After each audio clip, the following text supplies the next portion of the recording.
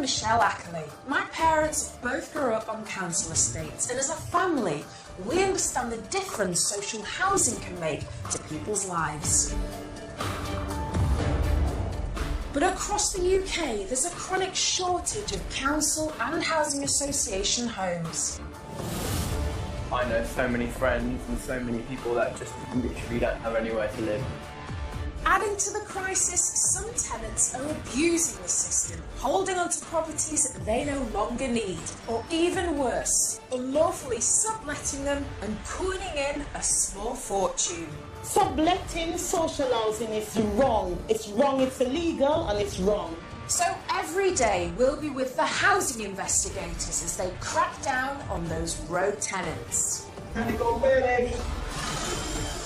Reclaim properties and give them to families in genuine need. All of these keys are yours.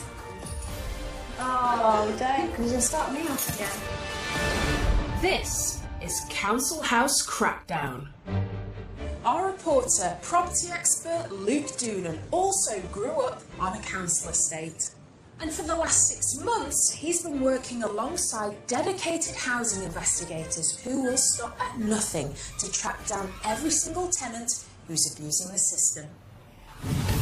Today, we're with investigators as one fraudster is brought to book, found to have not one, not two, but 3 social housing properties. The offences are serious enough that they could carry a custodial sentence.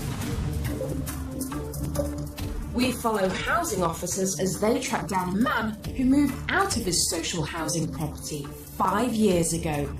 We've asked a few questions and caught them lying a few times already.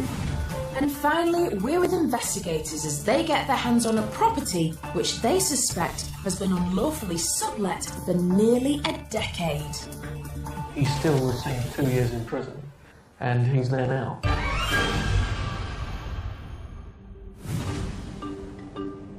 With such high demand for property in the UK, more and more people are turning to social housing to put a roof above their heads.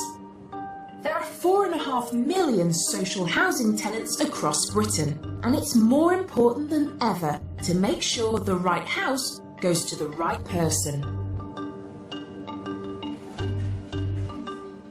A major weapon in the fight against housing fraud is the National Fraud Initiative.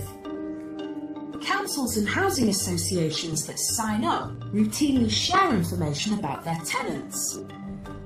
The information is then cross-referenced and anything suspicious is flagged up for investigation. This is Francis Johnson-Beke, who's been defrauding 3 local councils. Today, he's being brought to justice. The case began 4 years ago when the National Fraud Initiative flagged up that he was associated with 2 properties. Croydon Council's lead investigator, Andy Lang, was in charge of the case. This case first came to my attention through the National Fraud Initiative data matching exercise, better known as NFI, and it showed that there was an individual by the name of Francis Johnson-Beke that had a tenancy with the Guinness Trust and also one with Croydon Council. Mr. Johnson-Beke was the registered tenant here in Croydon, but he was also the registered tenant here at this property in Brixton. I contacted the Guinness Trust and they confirmed that he was still a current tenant with them, and I contacted our own housing department and they confirmed that he was still a current tenant at the address in Croydon.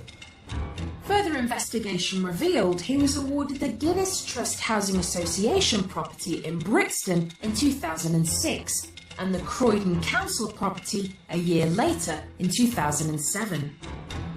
By law, a social housing property must be used as a tenant's main and principal home. But before Andy could recover the Croydon Council property, he needed to amass more evidence. I started to do a bit more digging on this particular individual, and we use what we call open source intelligence methods. Open open source intelligence is information gathered from publicly available sources. Using a combination of search engines and social networking sites, an investigator can learn a lot about a suspect. This can include their relationship details, what car they drive, family members, known nicknames and employment status. All through the click of a button. I googled him and a link came up connecting him to Bromley Housing Association. He was on their board representing tenants, and that immediately alerted me thinking, has he now got another tenancy with Bromley Housing Association? Andy's investigations had revealed that, astonishingly, Mr. Johnson-Beke had a third social housing property, this time in Bromley. But the 3 properties in Croydon, Brixton and Bromley were not all that Andy's investigation revealed. Johnson-Beke was also a homeowner.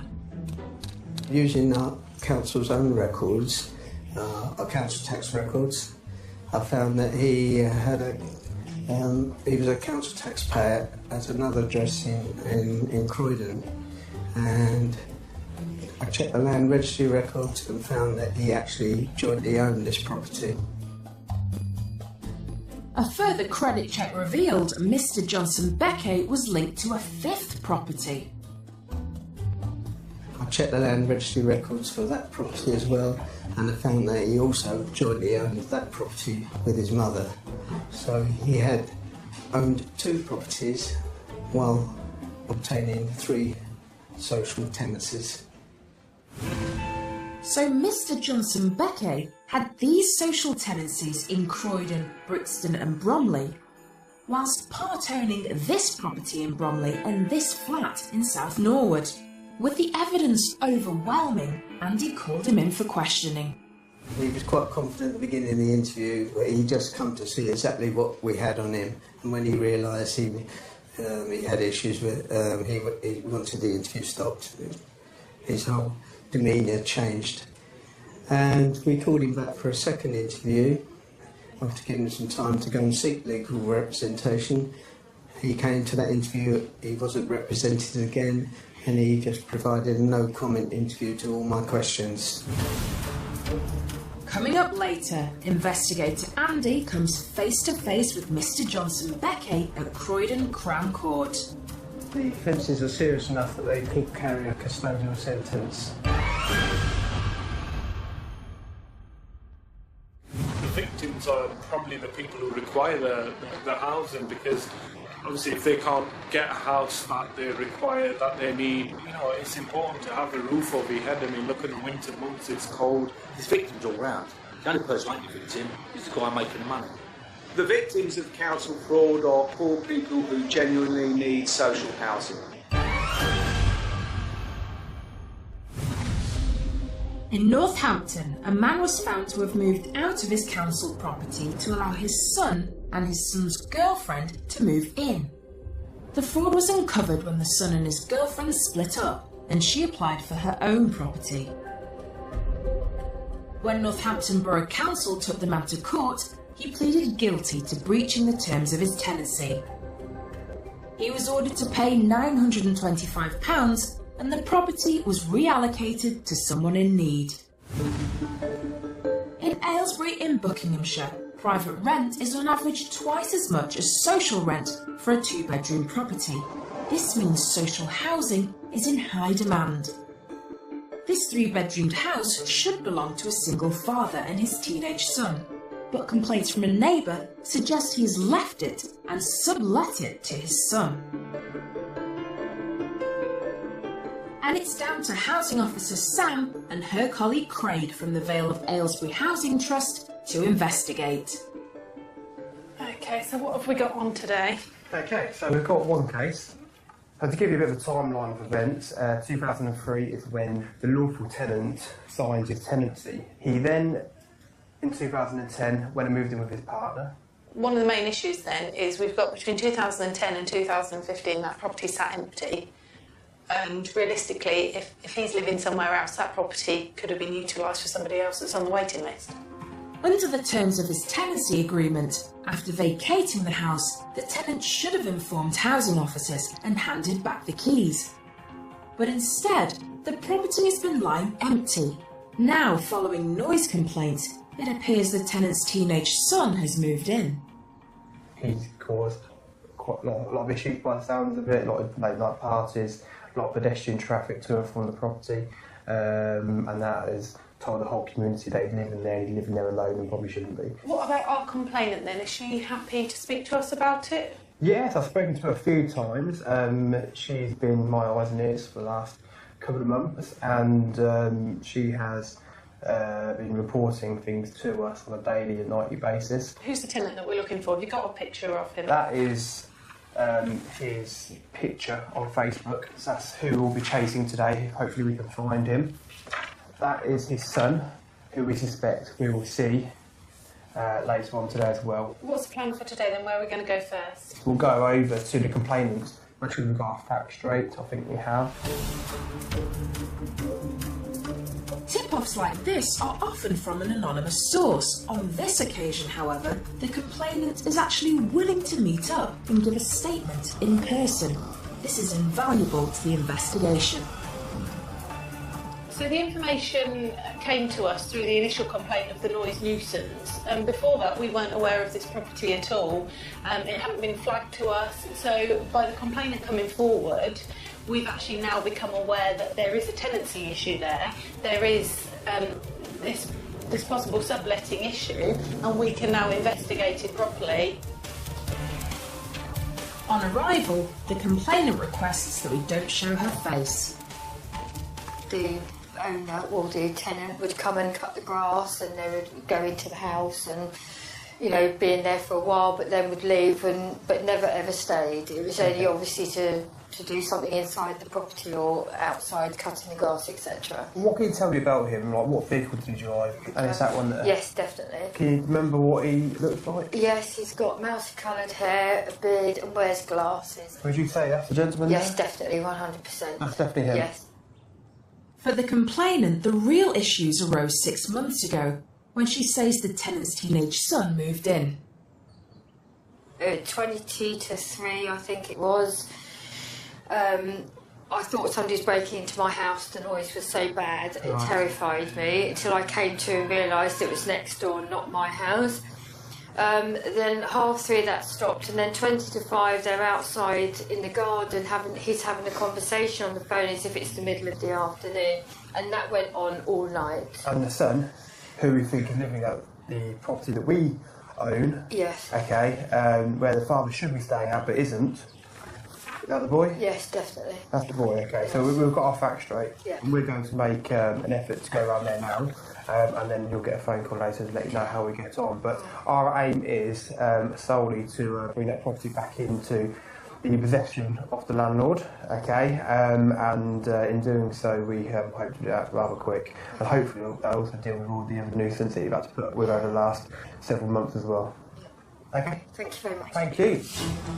Craig and Sam decide to visit the tenant's property, where they believe the son is now living. Later, Sam and Craig come face to face and confront the tenant and his teenage son. I think he knows that he's been caught out. We've asked him a few questions, and we've caught him lying a few times already.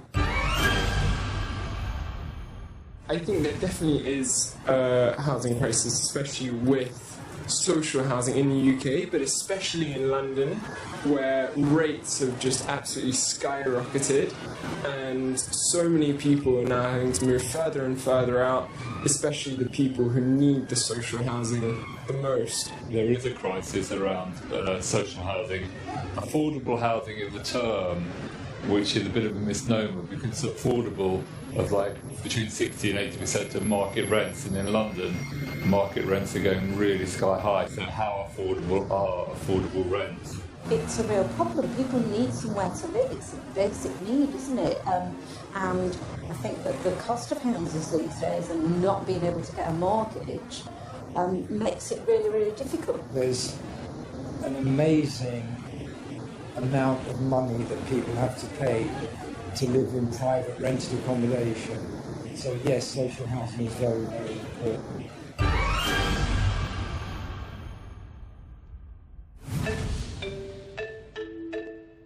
With over 1.2 million people on the social housing waiting list in England alone, it's the task of local councils to provide homes to people in need. The three main sources of social housing are through their own council stock, housing associations, and in some cases, councils use private landlords. And in our next case, one of those private landlords was raking it in, renting out his property to the local authority while he himself was living in a council house in another part of London. Kolawala Youssef failed to declare the house that he owned when he applied for a council property in Greenwich in 2004. Taking the lead on the investigation was Nigel Brown from Greenwich Council. Mr. Youssef was given a two-bedroom property in Deptford in 2004. However, as his family grew, he was given a bigger place here at Thelma Gardens in 2014. Suspicions about the property came to light in summer 2014, when council workmen tried to carry out a routine boiler repair and were denied access. The workmen were surprised that they couldn't get access to the property. They actually were told by people in the property that they should contact the landlord, and to be told that the landlord isn't the Royal Borough of Greenwich was a bit of a shock for them. So much so, they referred the matter to us to investigate the possibility that the property was being sublet. When Nigel looked into Mr. Youssef's background, he discovered that he already owned a property of his own. And that means, aside from any suspicions of subletting, he wasn't entitled to his social housing in the first place. We identified that Mr. Youssef had been the owner of property in Essex, a nice three-bedroom house, since 2001. Had we known he'd owned the property from the outset in 2004, he would never have been given the two-bedroom property.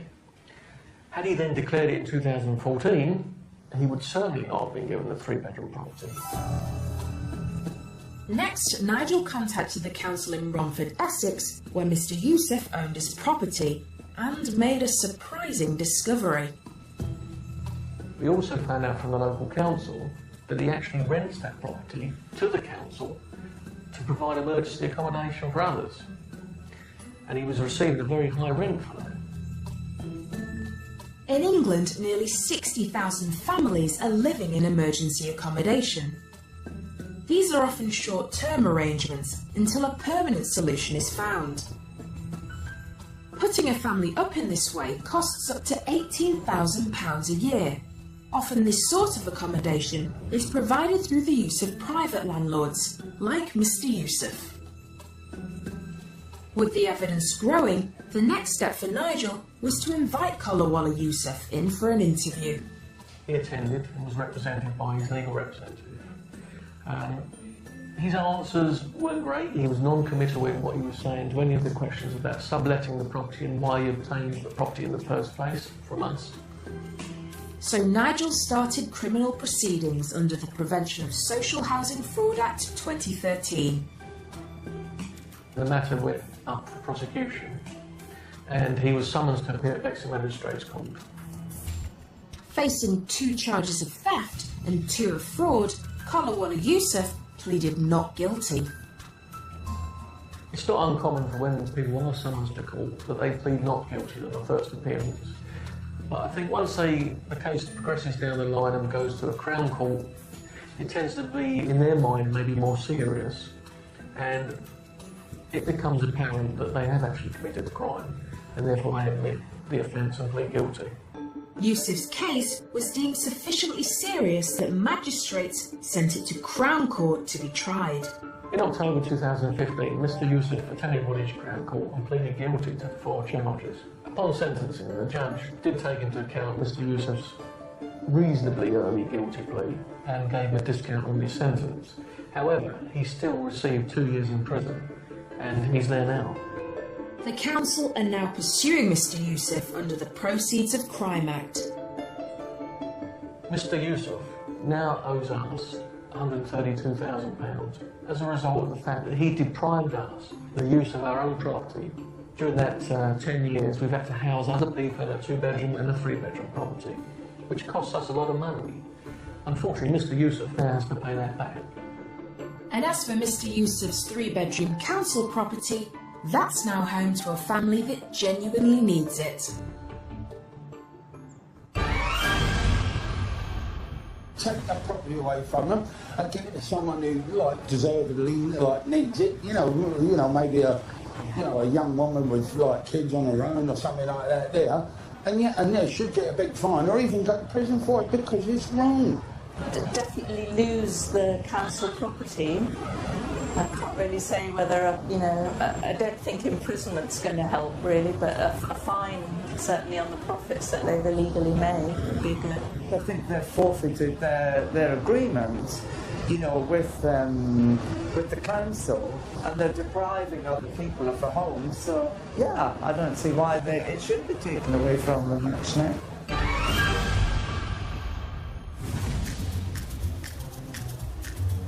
This is Francis Johnson-Beke, part owner of 2 houses, but also a tenant of 3 social housing properties in Croydon, Brixton and Bromley.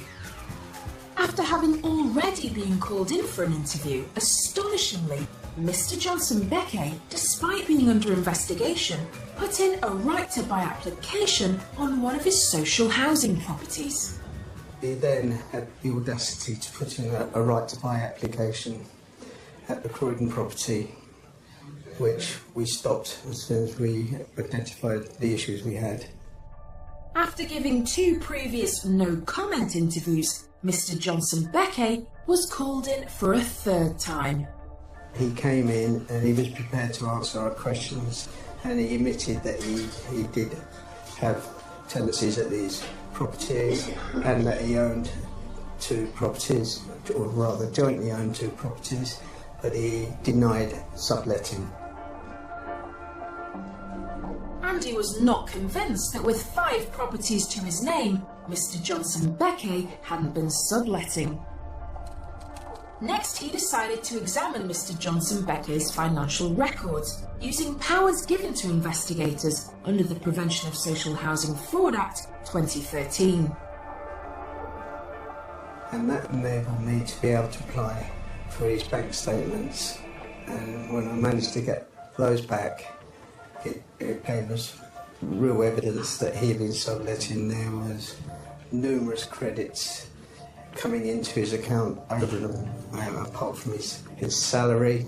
There was regular cash payments coming in every month, and there were also bank transfers from other individuals, which I managed to link to the properties when we done credit searches on them. So they were clearly showing they were living there and money was coming from their bank account into his. Although the 2013 Fraud Act had given Andy the power to uncover the sublet offence, he was unable to charge Mr. Johnson-Beke because it had occurred before 2013. Nevertheless, Andy could, however, use this evidence to prove in court the financial loss suffered to the council. I totaled up at roughly over £80,000 coming in through cash payments and bank transfers over the period he had those 3 social tenancies. After 3.5 years of investigation, Mr. Johnson-Beke was finally summoned to Croydon Crown Court in February this year. He pleaded guilty to 1 count of theft and 4 counts of fraud. Today, Andy is attending the sentencing of Mr. Johnson-Beke at Croydon Crown Court. Francis Johnson-Beke had 3 social tenancies whilst owning 2 properties. He's now going to be sentenced today for that. The offences are serious enough that they could carry a custodial sentence. Whether he gets up or not remains up to the judge.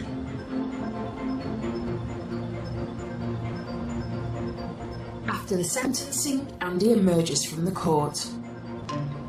We've finally come to a conclusion in this matter, and the judge sentenced Johnson-Beke to 18 months suspended for 2 years.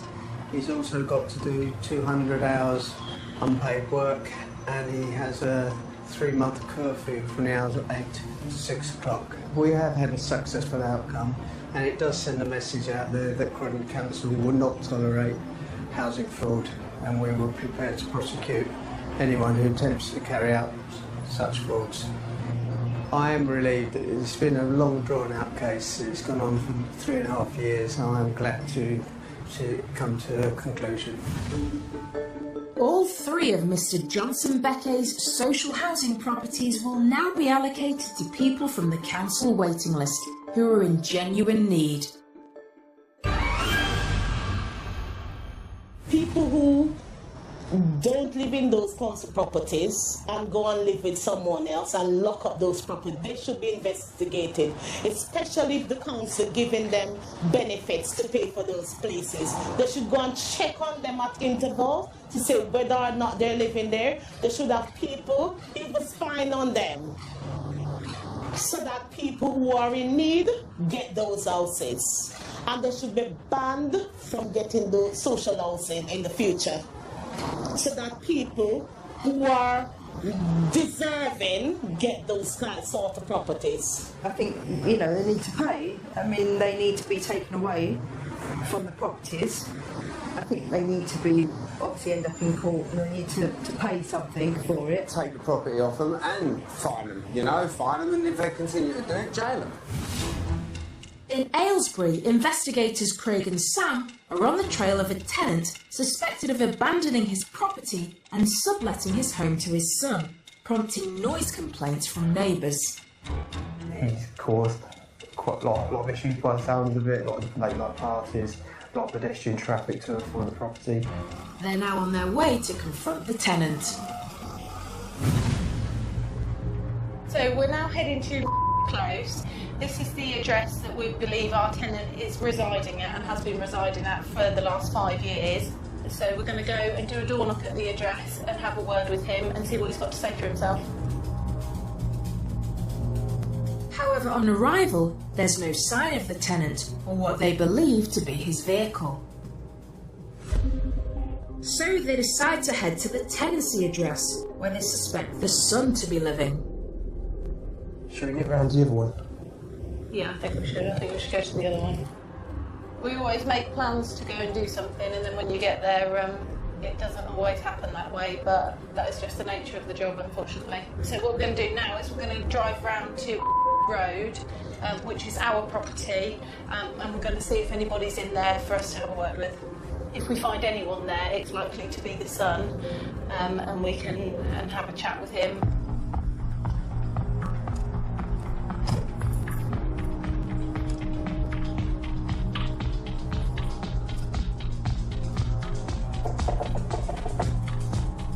The tenant's son answers the door and invites the investigators in. However, he does not wish to be filmed. Have you got any idea on your list?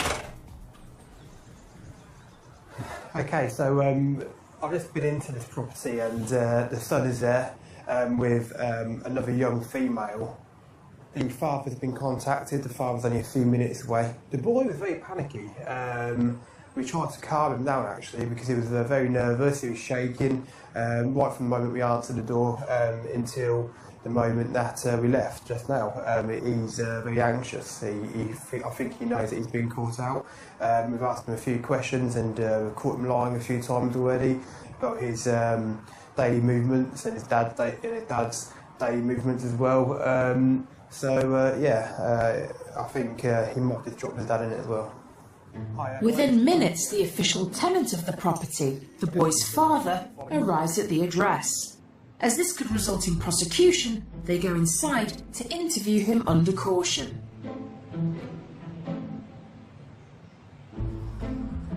After several minutes of questioning, Sam and Craig emerge. Between him and his son, they came up with various different stories, but unfortunately, when you tell lies, you do get caught out, and the stories didn't match. The evidence that we've got contradicts what they were saying, and when Craig put that evidence to him, he really didn't have a lot else he could say for himself. Having confessed to breaching his tenancy by not using the property as his main and principal home, the tenant decided to voluntarily hand back the keys and terminate his tenancy. It's been a really good result today.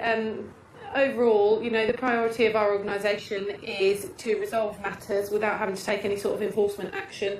Court action is enforcement, where it can be avoided, then it's a good result. The fact that the lad's 19, he's living there on his own, he's obviously using it as a bit of a party house. It does come back to the fact that at the end of the day it's a 3-bedroom house, it's more appropriate for a family, and we have got no end of families in need in this area. It would be far more appropriate for him to be in a 1-bedroom flat or something that suits him. It's a privilege to have it, because first off, it's cheaper rent, and it ain't private renting, which is extortionary right now. The prices are extreme. Particularly, a lot of young people are trying to get out, they're trying to get their own home, but they're struggling in terms of pricing and rent, because it's so high and so unaffordable. I think it's exceedingly selfish and totally inconsiderate, because they're not realising the implications of their actions on others.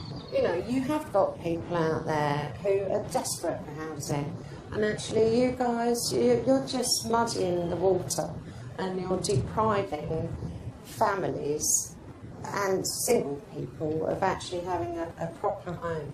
Unfortunately, a lot of people are on a low income and we can't afford to buy houses, especially the price of the houses rent. Have you seen the price of the houses in Stratford?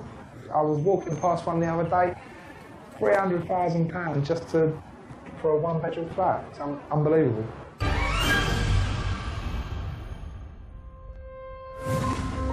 Within London, most tenancy fraud cases involve unlawful subletting.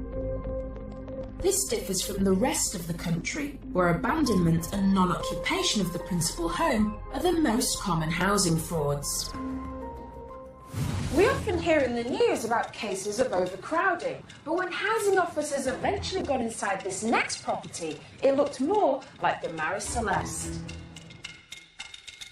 In this next case, housing officers discover a house that's been lying empty since 2014. This 3-bedroom council house was supposed to be home to a family of 5, but housing officers suspect they're no longer living there. They've managed to get a possession order, and today they're entering the property for the first time. Terry Buzek, tenancy manager at North Kesteven District Council, started investigating the case back in mid-2015. It came to our attention that the property might be abandoned due to the tenants had stopped engaging with us. Rent arrears started building up on the account. Our housing officers were visiting the property but having no contact from the tenant at all. However, on one of these visits, the housing officers did manage to acquire some useful information. We spoke with neighbours who advised us that the man had moved out and that she had not seen him for quite a long while. With rent arrears mounting, no contact from the tenants, and a tip-off from a neighbour, Terry had enough evidence to apply for possession of the property.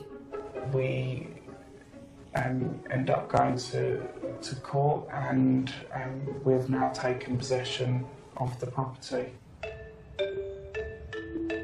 With keys now in hand, Terry and his colleague Lisa are about to inspect the condition of the vacant property. It'll probably smell.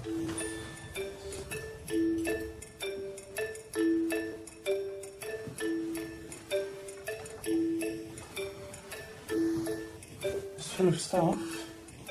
Wow. Yeah, it is far. Yeah, there's a bag of medication here from November 2014.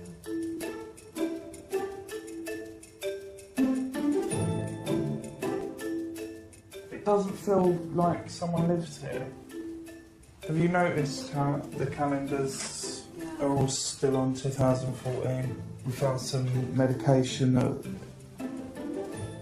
That's November 2014. I think there's definite reason to think no one's been in no one's here been in here over a year, yeah. since 2014. I don't think I've been in a property that's been abandoned with this much stuff left in it. We're just putting a notice up to say that we have taken possession of the property. With the property back in the hands of the council, the next step is to prepare it for a new family. We're going to pass the keys on to our contractors so that they can clear the property and put items of value into storage. To clear out the house, it will cost the council around £1,000. I reckon that we'll probably have this relet again within 3 to 4 weeks. Yeah, about that a day. Yeah. The 3-bedroom house will soon be home to a deserving family on the waiting list. And as for the previous tenants, Terry and Lisa completed some more checks and discovered they moved out in November 2014 and are now living in another part of the country. I think if social housing are empty, and it's just such a waste, isn't it? I mean, I don't know what could be done, but maybe some more control on a regular basis. If you've been thrown out of a property or you've been caught subletting, no council will touch you. And that will be the end of it. So if there's an amnesty period, take it, hand yourself in, do the right thing, give it back, and nothing more will be said. If you get caught, then you don't deserve another council property again. You've got all these empty properties all around the country, not just in London, but all around the country, that are just sitting there, being idle. In those premises, you could house hundreds of families, absolutely hundreds, and that would definitely bring the housing crisis, not to an end, but it would certainly make a difference to it. That is, it's kind of a sign of the disposable society, isn't it, really? People are so caught up in their own business, their own affairs, that they don't even have a moment to consider that they're just sitting on something very valuable that could mean the world to someone. And could be a focal point for them to go on, have a happy family life, contribute to society, and it's just sitting there empty. Absolutely infuriating that those people who've been given the benefit of having council accommodation and they then have the temerity to leave it when we've got people even on the streets here, with crisis and whatever, and people living on the streets rough, and they leave that space which could be used by somebody who really needs it. I think there have to be really quite strong penalties for that. Property prices in central London are among the most expensive in the world. The rental on a modest 1-bedroom flat can be £1,500 a month. As a result of this, demand for social housing is high. In Newham, a council tenant was found to be illegally subletting her property for over a year. Her fraud was discovered by Newham Council's tenancy audit team. They discovered she was subletting her 2-bedroom property to a family of 4, while she lived elsewhere in Dagenham.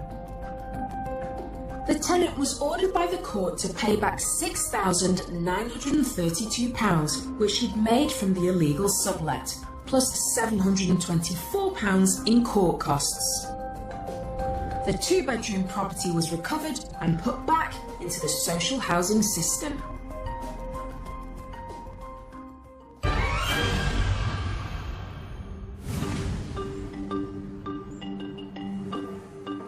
In our next case, Luke is looking at how housing investigators use neighbours and housing managers in their fight to ensure every social housing property is in the right hands.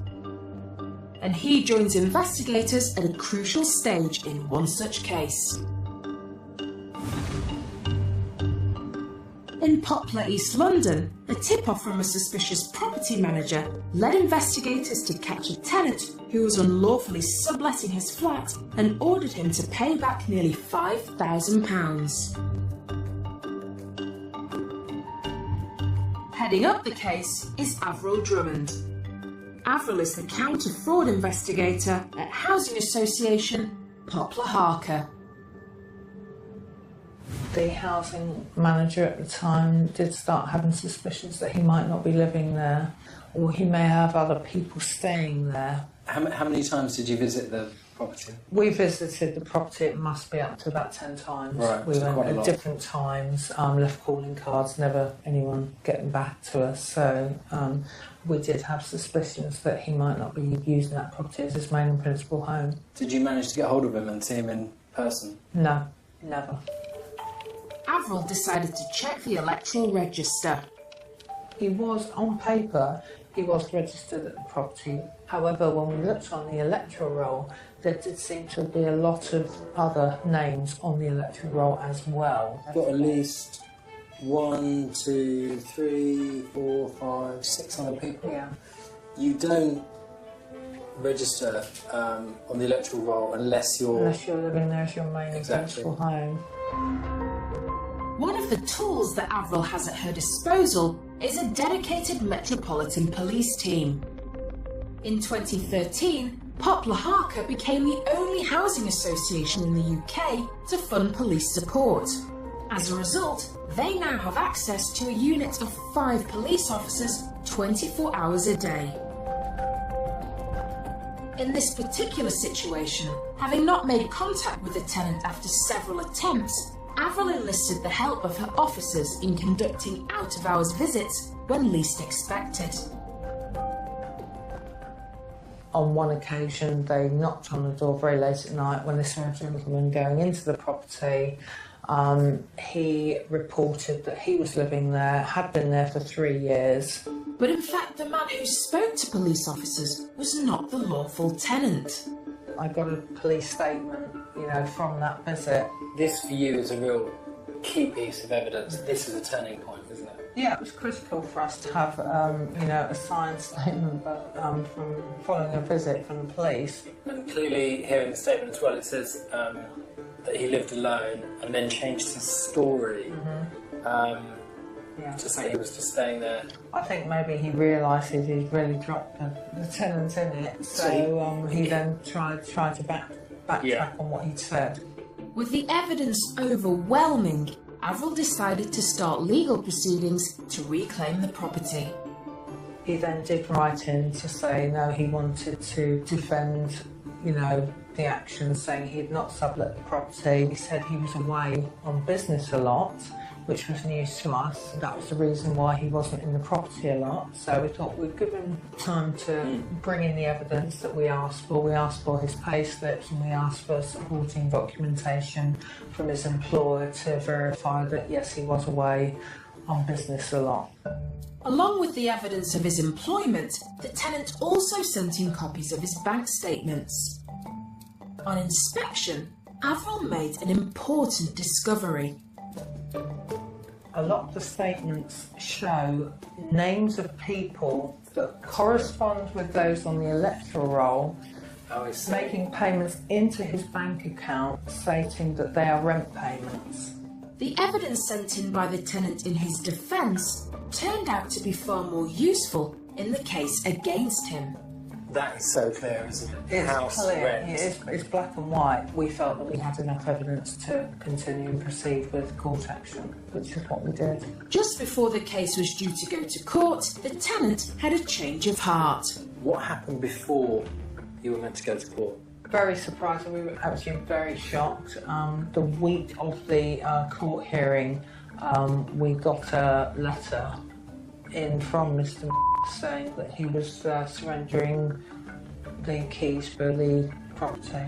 Why do you think he gave up at the last minute? Whether he just felt that it was more trouble than it was worth, I don't know, or whether he just felt maybe, realised the amount of and weight of evidence that we had against him. I really can't say.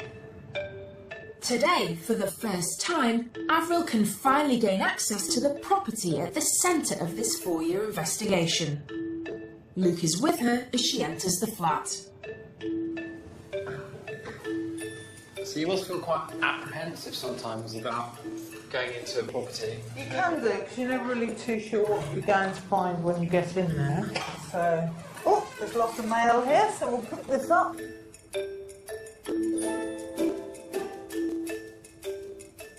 Okay, looks like the living room. Go through the mail. So what does this tell you? You've got quite a lot there. We've got a lot of mail here. That one's to the lawful tenant, but this person here, he was paying rent to this property, and we have the bank statements to back that up. So if you weren't already sure that other people were living here, this just confirms it. It does confirm it, yes, and it's not just one or two. There's several different names, you know, of people that have had their posts registered here. No, you wouldn't do that unless you were living in a property, surely. So it's quite grim. Oh, it's just quite poor state in here. I mean, whoever was here, they obviously did leave in a hurry. Yeah. They didn't live in a particularly clean manner, did they? It's pretty disgusting. It looks pretty disgusting. They may well gut this kitchen, just rip all the units out and put new one in. The tenant has now handed the keys back. The property will need to be cleaned up and repaired before new tenants can move in.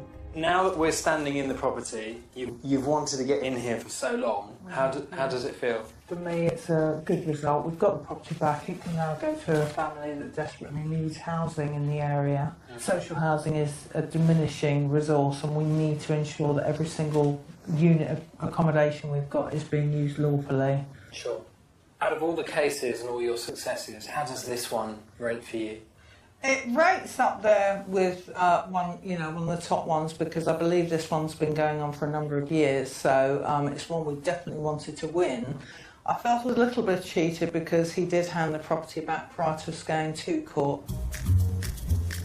But that's not the end of the case. Poplar Harker are now pursuing the tenant for rent arrears and legal costs totalling nearly £5,000.